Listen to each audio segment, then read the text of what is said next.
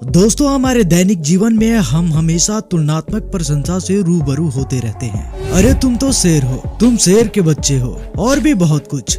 ये तुलना इसलिए की जाती है क्योंकि शेर को जंगल का राजा कहा जाता है, पर शेर की तरह ही उसी जाति से संबंध रखने वाला एक जीव है जिसका नाम बाघ है। क्या आप जानना चाहते हैं कि बाघ और शेर के बीच लड़ाई हो तो कौन जीतेगा?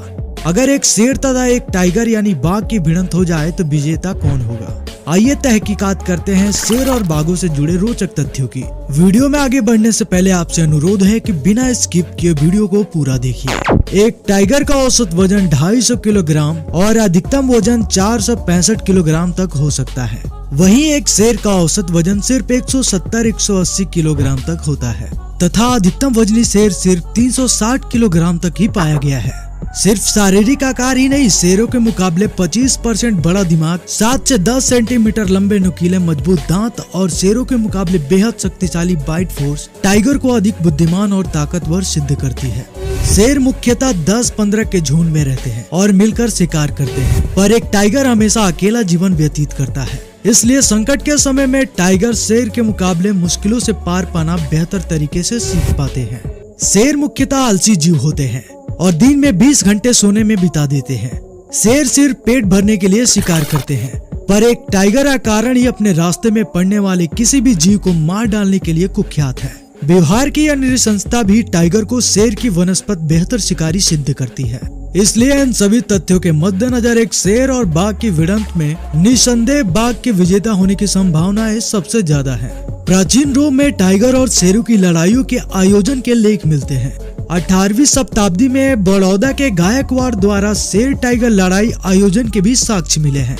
इन सभी लड़ाइयों में हमेशा टाइगर को ही विजयी पाया गया है। 2011 में अंकारा में मौजूद एक चिड़ियाघर में टाइगर अपने पिंजरे को तोड़ शेरों के बाड़े में पहुंच गया था। और आपको जान के आश्चर्य होगा कि टाइगर ने सिर्फ एक हाथ में शेर को धराशायी कर परलोक की टिकट काट दी थी।